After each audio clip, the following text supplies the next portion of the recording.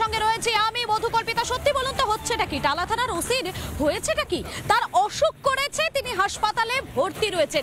আর এবারে এই টালা থানার ওসি যিনি অসুস্থ, যিনি হাসপাতালে ভর্তি রয়েছেন, তাকে দেখার জন্য তিনি কেমন আছেন এই খোঁজটা নেওয়ার জন্য কর্মসূচির আয়োজন করা হয়েছে। একটা বিশাল পদযাত্রা যা এক্সাইট মোড় থেকে সেখান থেকে শুরু হয়ে ধীরে ধীরে ভবানীপুরের দিকে এগিয়ে যাবে। এই মুহূর্তে আমি এক্সাইট মোড়ে রয়েছে। এক্সাইট মোড়ে দেখানোর চেষ্টা করছি প্রথমেই পুলিশের নিরাপত্তাটা একটুখানি দেখিয়ে দিই আপনাদেরকে, যেখানে আর কিছুক্ষণের মধ্যেই একটা মিছিল শুরু হতে চলেছে।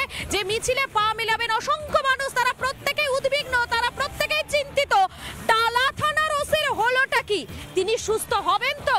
আর তো হাতে মাত্র একটা দিন রয়েছে, একটা দিন পরেই সুপ্রিম শুনানি রয়েছে। সেই সুপ্রিম শুনানির আগে টালা থানার ওসি তিনি সুস্থ হবেন, তিনি যেতে পারবেন দিল্লি? এটাই তো সব থেকে বড় প্রশ্ন। আর এই প্রশ্ন নিয়ে শুরু করছি আজকের আমাদের এই বিতর্ক। হচ্ছে নাকি नीरा सफेद तुरंत खुले, भरपूर झाग दे और इसकी स्मार्ट साइंस दे स्मार्ट केयर और फ्रेशनेस। मेरी चॉइस मेरा सफेद। আমার সঙ্গে যারা যারা রয়েছেন অতিথিরা প্রত্যেকের সঙ্গে আলাপ করে দিয়ে রয়েছেন। আমার সঙ্গে বিজেপি মুখপাত্র রুবি মণ্ডল রয়েছেন আমার সঙ্গে, এর পাশাপাশি আইনজীবী রয়েছেন নীলাভ ব্যানার্জি রয়েছেন দেবব্রত রয় রাজনৈতিক কর্মী, তিনি রয়েছেন উপস্থিত। আমি প্রথমেই দেবব্রত বাবুর কাছে চলে যাই। দেবব্রত বাবু, ঠিক 4 সেপ্টেম্বর সুপ্রিম কোর্টে শুনানি রয়েছে, 5 সেপ্টেম্বর, ঠিক তার আগের দিন টালা থানার ওসি তিনি ভীষণ অসুস্থ হয়ে পড়লেন। প্রচন্ড তার শরীর খারাপ, সকালে উঠেই নাকি তার প্যানিক অ্যাটাক হয়ে গেছে এবং সে কারণেই তিনি সকাল থেকে একাধিক হাসপাতালে ঘুরে বেড়াচ্ছেন। 3 থেকে 4, 4 থেকে 5, 5 থেকে 6 হাসপাতালের সংখ্যাটা বেড়েই যাচ্ছে। কিন্তু প্রত্যেকটা হাসপাতালে গেলেই যারা রয়েছেন সেখানকার চিকিৎসকেরা তারা বলছেন তিনি সুস্থ, তাকে ভর্তি করানোর কোনো প্রয়োজন নেই। অবশেষে তিনি নাকি এই দক্ষিণ কলকাতারই কোনো একটা হাসপাতালে ভর্তি হয়েছিলেন, কিন্তু সেখানে ভর্তি হওয়ার পরেও তিনি সুস্থ হয়ে গেলেন, তার কোনো সমস্যা থাকলো না, তাকে ছেড়ে দেওয়া হলো। আর বর্তমানে নাকি তিনি ভবানীপুরের একটি হাসপাতালে ভর্তি রয়েছে। আচ্ছা বলুন তো, টালা থানার ওসির হঠাৎ করে কি এমন হলো যে সুপ্রিম কোর্টে যেখানে অভয়ার বিচারের দাবিতে আমরা লাগাতার আন্দোলন চলছে দেখতে পাচ্ছি, সেই সুপ্রিম কোর্টে যখন শুনানি, যখন তার উপস্থিতিটা ভীষণ প্রয়োজন, তার আগেই তিনি তাকে অসুস্থ হয়ে গেলেন? শুনুন, তদন্ত করছে সিবিআই সুপ্রিম কোর্টের নজরদারিতে, ঠিক আছে? গতকাল লোয়ার কোর্টে একটা কেস ছিল শিয়ালদা কোর্টে, সেখানে প্রধান যিনি আসামি এখন সঞ্জয় রায়কে তোলা হয়েছিল, কিন্তু অজানা কারণে সিবিআই সেখানে উপস্থিত থাকলো না। আমাদেরও প্রশ্ন, সিবিআই চাইছেটা কি? আপনি একটা কথা বলুন তো, সিবিআই কি চাইছে? সিবিআই বিচার করছে, সিবিআই তদন্ত করছে, সিবিআই অনেক কিছু করছে। আচ্ছা, টালা থানার ওসির তার হঠাৎ করে কি হলো? যখন সুপ্রিম কোর্টে তার উপস্থিতিটা অত্যন্ত প্রয়োজন ছিল, ঠিক তার আগেই তার এমন কি অসুখ হলো যে 4 থেকে 5, 5 থেকে 6, 6 থেকে 7 হাসপাতালের পর হাসপাতাল বেরিয়ে যাচ্ছে, কিন্তু অসুখটা ধরা পড়ছে না? আপনার কি মনে হয় না একজন দায়িত্বপ্রাপ্ত নাগরিক হিসেবে সেই মুহূর্তে দাঁড়িয়ে তার সুপ্রিম কোর্টে যাওয়াটা সব থেকে বেশি প্রায়োরিটি দেওয়া উচিত ছিল? শুনুন, আদালতের অবশ্যই শুনুন, সহ নাগরিকরা যে দাবি তুলছেন সেটা ন্যায্য দাবি, আমরা তাকে সহমত জানাই, সম্মান জানাই, এবং সেই ন্যায্য দাবি মেনে সেই আন্দোলনকে সহমত জানিয়ে সম্মান জানিয়ে আমরা বলছি এবার সুপ্রিম কোর্ট যেটা করছে ভেবেচিন্তে নিশ্চয়ই। আমার প্রশ্নটা হলো টালা থানার ওসির হঠাৎ করে হলো কি? আমি নীলাভ বাবুর কাছে চলে যাচ্ছি। নীলাভ বাবু, আপনি তো পেশায় একজন আইনজীবী, আপনি জানেন যে সেই মুহূর্তে দাঁড়িয়ে টালা থানার ওসি তার উপস্থিতি দেশের শীর্ষ আদালতে কতটা বেশি প্রয়োজন ছিল? না দেখুন, দীর্ঘদিনের একটা ট্রেন্ড হয়ে গেছে, সিবিআইডি ডাকলে, সুপ্রিম কোর্ট ডাকলে তখনই সব বুকে ব্যথা, পায়ে ব্যথা, মাথায় ব্যথা শুরু হয়। এবং এই যে হ্যাঁ একদমই গ্রেপ্তার হলে এসএসকেএমে উডবান ওয়ার্ডে গিয়ে ঢুকে পড়া, এটাও হয়ে গেছে। এবং এত হসপিটাল ঘুরছেন তিনি, 6টা 7টা হসপিটাল, তারপরেও তার রোগও বেরোচ্ছে না, রোগ ঠিকও হচ্ছে না। কিচ্ছু করার দরকার নেই, কোনো হসপিটাল লাগবে না, ওনাকে একটু সাধারণ জনগণের কাছে ছেড়ে দেওয়া, পায়ের নখ থেকে মাথার চুল অব্দি ওনার যা যা রোগ আছে, যা যা আপনি কি হুমকি দিচ্ছেন? আমরা ঠিক করে দেবো। কি তালিবান শাসন চলছে? তালিবান রোগ ঠিক করে দেবো। প্রতিনিধি হয়ে হুমকি দিচ্ছে। আমরাও ডাক্তারি জানি, আপনার রোগও ঠিক করে দিতে পারি। এখন ইউটিউব থেকে ডাক্তারি জানেন, আর কি কি জানেন? আপনার রোগও ঠিক করে দিতে পারি, আপনারও যা যা রোগ। আমি আসবো। আমাদের সঙ্গে রুবিও রয়েছেন এই মুহূর্তে। আচ্ছা রুবি, বলুন তো, টালা থানার ওসি কেমন রয়েছে? একজন দায়িত্বপ্রাপ্ত নাগরিক হিসেবে আপনার জানতে ইচ্ছে করছে না? একদম জানতে ইচ্ছা করছে, একদম নিজের যে ঝাঁটা জুতো সমস্ত কিছু নিয়ে যেতে ইচ্ছা করছে। কারণ এই টালা থানায় 2023-এ সন্দীপ ঘোষকে ক্লিন চিটও দিয়েছিল এই টালা থানা থেকেই। আর আজকে যখন সুপ্রিম কোর্টে যখন ডাকা হচ্ছে তখন এরা অসুস্থ। এরকম কতবার দেখবো?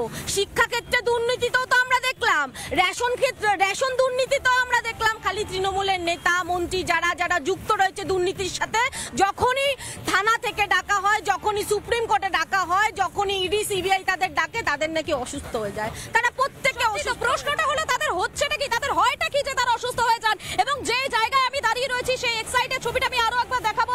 যতই সময় যাচ্ছে ততই কিন্তু এখানে যে ব্যবস্থা, পুলিশের যে নিরাপত্তা, পুলিশের যে সক্রিয়তা, সেটা কিন্তু বারবার করে লক্ষ্য করা যাচ্ছে। পুলিশে পুরো এলাকাটা ছয়লাপ হয়ে গিয়েছে, আপনারা দেখতেই পাচ্ছেন। এখানকার ছবিটা দেখাচ্ছে। এখান থেকে আর কিছুক্ষণের মধ্যেই নাগরিক সমাজের যে মিছিল, তাই সেই মিছিল কিন্তু শুরু হবে। মিছিল ধীরে ধীরে তারা এগিয়ে যাবেন কিন্তু দক্ষিণ কলকাতার দিকে, ভবানীপুরের দিকে এগিয়ে যাবেন। তারা খোঁজ নেওয়ার চেষ্টা করবেন যে টালা থানার ওসি তিনি ঠিক কেমন আছেন। আমি একবার দেবব্রত বাবুর কাছে চলে যাবো। দেবব্রত বাবু, একবার যাবেন নাকি টালা থানার ওসি কেমন আছেন, একবার খোঁজ নেবেন নাকি? তা আপনার মনে হয় না খোঁজ নেওয়াটা প্রয়োজন? আষাঢ়ে গল্প, ভুতুড়ে নাটক আপনারা করতেই পারেন। ভুতুড়ে নাটক আমি তো বলছি, একজন অসুস্থ হয়ে হাসপাতালে ভর্তি, তার সঙ্গে দেখা করাটা উচিত, তার স্বাস্থ্যের খোঁজ নেওয়াটা উচিত। তো করছে তারা তাদের মতো করে তদন্ত করুক, সিবিআই তদন্ত। বাবা, আমি দেবব্রত বাবুকে তো সেই প্রশ্নে যাইনি, আমি শুধু জিজ্ঞেস করেছি আপনি যাবেন। হ্যাঁ কি কেন? আমার সাথে তো ওনার কোনো সম্পর্ক নেই, আমি কেন যাবো? ডিলাপু বাবু, আমি আসবো। আপনার সাথে কোনো সম্পর্ক নেই, কিন্তু এই যে অভয়া হত্যাকাণ্ড, এই যে বিচারের প্রক্রিয়া, সেটার সঙ্গে অত্যন্ত গুরুত্বপূর্ণভাবে তিনি জড়িয়ে রয়েছেন। তার উপস্থিতি দেশের শীর্ষ আদালতে ভীষণ ভীষণ প্রয়োজন। ভারতীয় যুক্তরাষ্ট্রে আমরা বাস করি, সংবিধানকে আমরা সম্মান জানাই, সর্বোচ্চ আদালত তদন্ত করছে, সেখানে আমরা নিজেরা উপযাচক হয়ে বলাটা ঠিক আছে? শুনুন, করছে না কেন? তাহলে সহযোগিতা করছে না বলছে না কেন? কালকে শিয়ালদা করে পালিয়ে যাচ্ছে কেন? যায়নি কেন? চাইছে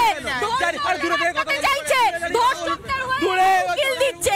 এরা ধর্ষকের শাস্তি চায় না, এরা ধর্ষক কি চায়? এরা কি চায়? দেখুন কি চায়? আরে আপনারা কি চান? আপনারা কেন? আমি প্রত্যেকের কাছে আসবো। তবে আজও জুনিয়র চিকিৎসকেরা যারা রয়েছেন, তারা বিচারের দাবিতে, অভয়া হত্যাকাণ্ডের বিচারের দাবিতে, দোষীদের শাস্তির দাবিতে আজ তারা আবারও পথে নেমেছিলেন। এনআরএস হাসপাতালের একেবারে সামনে থেকে রাজভবন পর্যন্ত তারা একটি মিছিল করেছেন এবং মিছিল করার পর চিকিৎসকদের একটি প্রতিনিধি দল তারা রাজভবনের ভেতরে গিয়েছেন এবং সেখান থেকে উপস্থিত রয়েছেন আমাদের প্রতিনিধি অনুপম রয়েছেন। আমি অনুপমের কাছে চলে যাবো। অনুপম, এই মুহূর্তে তোমার কাছে লেটেস্ট কি আপডেট রয়েছে?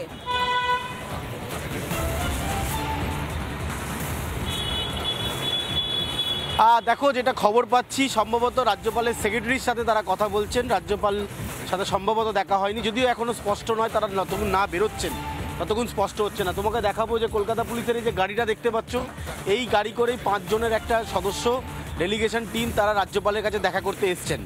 যে ডেপুটেশনটা তারা লিখেছেন, সেই ডেপুটেশনের কপি ইতিমধ্যেই রিপাবলিক বাংলা দেখিয়েছে।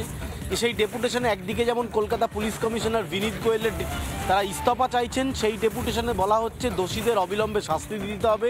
সেই ডেপুটেশনে বলা হচ্ছে সিবিআই তদন্ত দ্রুত শেষ করতে হবে এবং সেই ডেপুটেশনে বলা হচ্ছে প্রত্যক্ষ এবং পরোক্ষভাবে যারা এই খুন এবং ধর্ষণের ঘটনায় যুক্ত, যারা এভিডেন্স ট্যাম্পার করেছে, যারা এখান থেকে বাঁচাতে চেয়েছে দোষীদের, তাদের সবাইকে এই তদন্তের আওতার মধ্যে এনে এবং শাস্তির ব্যবস্থা করতে হবে। ইতিমধ্যেই এই 5 জনের সদস্য তারা ভেতরে পৌঁছেছেন। খুব সম্ভবত রাজ্যপালের সেক্রেটারির সাথে কথা বলছেন, যদিও এখনও স্পষ্ট নয়। তারা বেরিয়ে আসলে আরও স্পষ্ট হবে যে তাদের যে ডেপুটেশন তাদের দেওয়ার জন্য তারা এসেছিলেন সেইটা কতটা দিতে পারলেন এবং তাদের যে দাবি দাবা ছিল সেই দাবি দাবা রাজভবন কতটা মানছে বা রাজভবন আগামী দিনে তাদের কি প্রতিশ্রুতি দিচ্ছে সেটা তারা বেরিয়ে আসলে স্পষ্ট হবে। আপাততভাবে তোমায় জানিয়ে রাখি যে 5 জনের যে সদস্য তাদেরকে কলকাতা পুলিশের একটি বিশেষ গাড়ি করে রাজভবনে আনা হয়েছে এবং ইতিমধ্যে তারা রাজভবন পৌঁছে গিয়েছেন। রাজভবনে তারা বৈঠক করছে।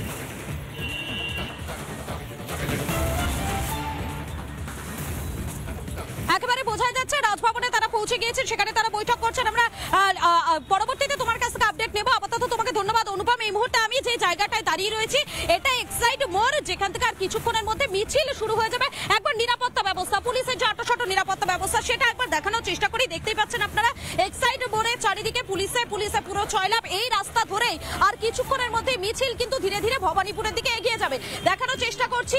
এবং ঠিক যে জায়গাতে আমি রয়েছি, অর্থাৎ দেখতেই পাচ্ছেন আপনারা কলকাতা পুলিশের যে ব্যারিকেড সেখানে দেওয়া রয়েছে, এখানেই কিন্তু প্রথমে জমায়েত হবে এবং জমায়েত হওয়ার পর এখান থেকে ধীরে ধীরে এই মিছিল এগিয়ে যাবে ভবানীপুরের দিকে। দেখুন, এদিকেও কিন্তু পুলিশ মোতায়েন রয়েছে, এই চত্বরেও কিন্তু পুলিশ রয়েছে।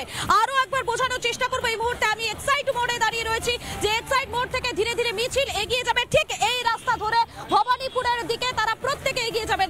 আমি ভিডিও জার্নালিস্ট সঞ্জয় আরো একবার ছবিটা দেখাচ্ছে। চারিদিকে কিন্তু পুলিশ মোতায়েন রয়েছে, প্রত্যেকে কিন্তু এই মুহূর্তে এখানে রয়েছেন, কেননা বিকেল 5টা থেকে এই মিছিল হওয়ার কথা রয়েছে। টালা থানার ওসিকে খুঁজতে এই অভিযান কর্মসূচি এক্সাইড থেকে ভবানীপুরের দিকে মিছিল ধীরে ধীরে এগোবে এবং পুলিশ ইতিমধ্যে এখানে কিন্তু ডিপ্লয় হয়ে গিয়েছে। সেই ছবিটা আমি দেখাচ্ছি। আমি আবারও সরাসরি যারা আমার সঙ্গে রয়েছেন অতিথিরা, আমি তাদের কাছে আবারও সরাসরি চলে যাব। প্রথমে আমি রুবি রয়েছেন, আমি রুবির কাছে চলে। রুবি, পুলিশের নিরাপত্তা ব্যবস্থাটা আমরা দেখতে পাচ্ছি, পুলিশ রয়েছে, প্রচুর পুলিশ, আর কিছুক্ষণের মধ্যে এখানে যা পুলিশ রয়েছে তার কয়েকগুণ বেশি মানুষ তারা পথে নামবেন, তারা বিচারের দাবিতে পথে নামছেন। অভয়া হত্যাকাণ্ডের তারা বিচার চাইছেন। কি মনে হচ্ছে এই টালা থানার ওসিকে খুঁজে পাওয়া যাবে? তাদের স্বাস্থ্যের খবরটা নিতে পারবেন তারা? দেখুন, সেটা তো চেষ্টা করবে, পুলিশও অনেক তৎপরতা দেখাবে, সেটা আমরা জানি। কারণ পুলিশ সর্বদাই আমরা দেখেছি তৃণমূলের নেতা মন্ত্রী এই রাজ্যের প্রশাসনকে সুরক্ষা দেওয়াতে ব্যস্ত। তারা সাধারণ মানুষকে মানে সুরক্ষা দেবে না, এটা তারা ভেবেই নিয়েছে, আর এটা হয়তো তাদের নির্দেশ আছে। আজকে 9 থেকে 90 প্রত্যেকটি মানুষ, বয়সের মানুষ আজকে রাস্তায় নামতে বাধ্য হয়েছে। এই মমতা বন্দ্যোপাধ্যায় মানুষকে সুরক্ষা দিতে পারছে না, নারীদেরকে সুরক্ষা দিতে পারছে না, প্রত্যেকটা জায়গায় দুর্নীতি করছে, তাই প্রত্যেকে আজকে রাস্তায় নেমেছে, প্রত্যেকেই পথে নামছেন। আমি নীলাভা বাবু, আপনি কিছু বলতে চাইছেন, আমি আসবো। তবে দেবব্রত বাবু, আপনাকে একটাই কথা বলবো, আজকে তারিখটা কত? 7 তারিখ, কালকে 8 তারিখ, পরশু 9 তারিখ সুপ্রিম শুনানি রয়েছে। আশা করব এই 9 তারিখের আগে টালা থানার ওসি তিনি সুস্থ হয়ে উঠবেন, উঠে তিনি রাজধানী দিল্লির দিকে পা বাড়াবেন। আপনিও আশা রাখছেন তো আমাদের মতো? শুনুন, অবশ্যই আশা রাখছি, যারা যারা অভিযুক্ত তারা সহযোগিতা করুন। না না, আমি তো অভিযুক্তর কথা বলিনি, তার উপস্থিতিটা ভীষণ ভীষণ ভীষণ প্রয়োজন। তো শুনুন, যদি প্রয়োজনে সবাই বুঝতে পারছেন না টালা থানার ওসির কি প্রয়োজনীয়তা। শুনুন, একমাত্র রাজ্য সরকার। আপনার কাছে আসবো, তবে আইনজীবী হিসেবে নীলাভ রয়েছেন। আচ্ছা নীলাভ, বলুন তো এই টালা থানার ওসি তিনি সুপ্রিম কোর্টে যাওয়া, তার প্রয়োজনীয়তা কতটা পরিমাণে বেশি? আপনি তো একজন আইনজীবী, আপনি তো বিভিন্ন কেস, বিভিন্ন লড়াইয়ে থাকেন, সেক্ষেত্রে দাঁড়িয়ে এনার উপস্থিতিটা কতটা বেশি প্রয়োজন? না,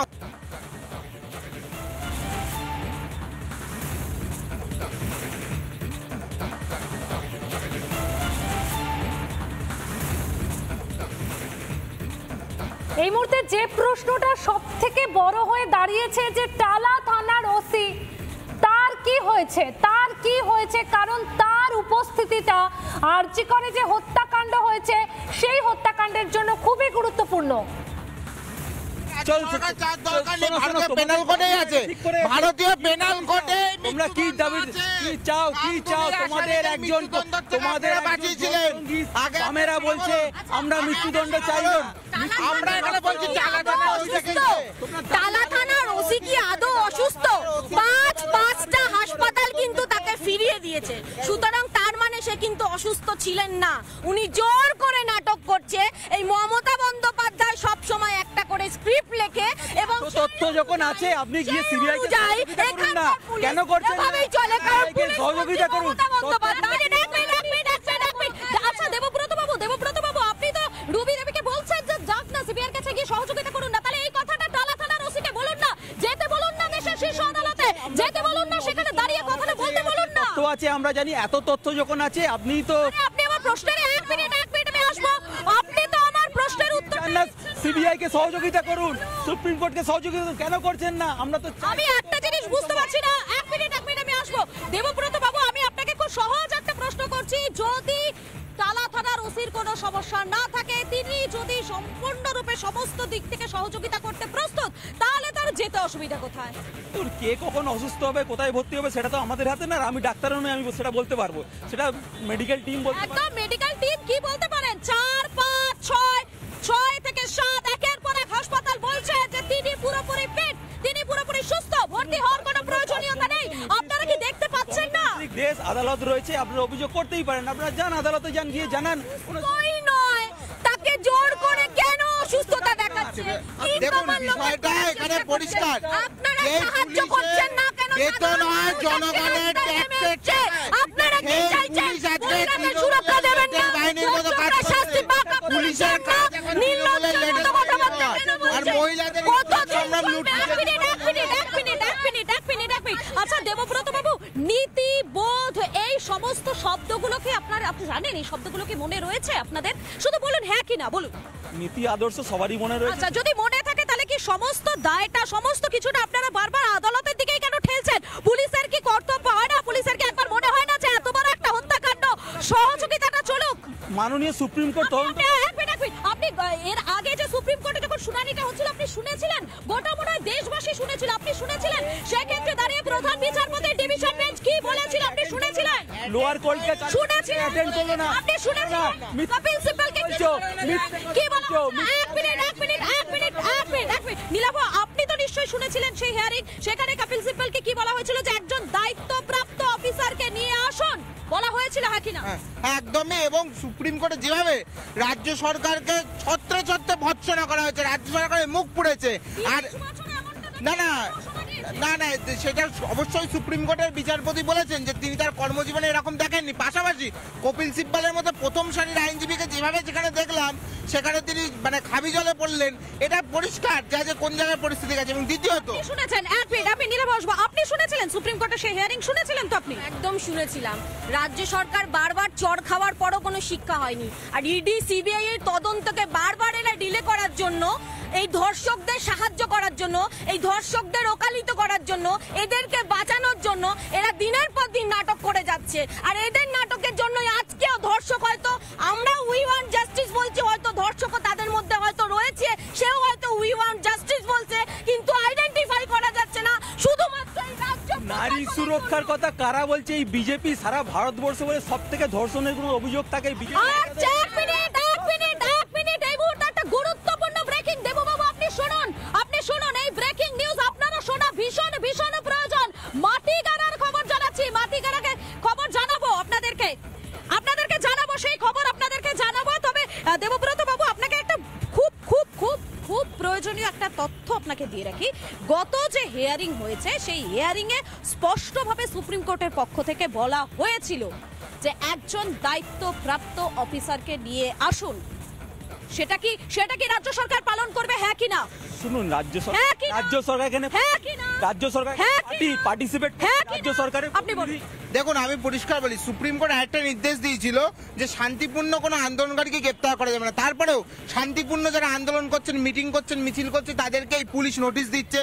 একেবারে এই প্রশ্নটা হলো টালা থানার ওসি তার হয়েছেটা কি সেই খোঁজটা নেওয়ার জন্যই এই এক্সাইট মোড় থেকে আর কিছুক্ষণের মধ্যেই মিছিল শুরু হবে। তবে সময় এখন একটা বিরতির, আমি ফিরে আসছি বিরতির পর। নজর থাকুক একমাত্র রিপাবলিক বাংলায়।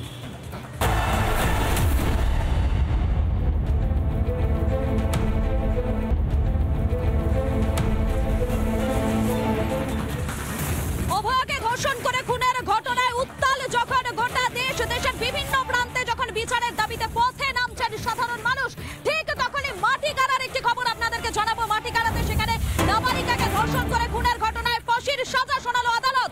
আরো একবার জানাবো আপনাদেরকে, মাটিগাড়াতে নাবালিকাকে ধর্ষণ করে খুনের ঘটনা, সেই ঘটনায় ফাঁসির সাজা শোনালো আদালত। স্কুল ছাত্রীকে খুনের ঘটনা, অভিযুক্ত মোহাম্মদ আব্বাস, তার ফাঁসির সাজা শোনালো শিলিগুড়ির দায়রা আদালত। 1 বছর 14 দিন পর সাজা ঘোষণা শিলিগুড়ি আদালতের। আরো একবার জানাবো আপনাদেরকে, মাটিগাড়ায় নাবালিকাকে ধর্ষণ করে খুনের ঘটনা, সেই খুনের ঘটনায় ফাঁসির সাজা শোনালো আদালত। স্কুল ছাত্রীকে খুনের ঘটনায় ফাঁসি ঘোষণা, অভিযুক্ত মোহাম্মদ আব্বাসের ফাঁসির সাজা ঘোষণা।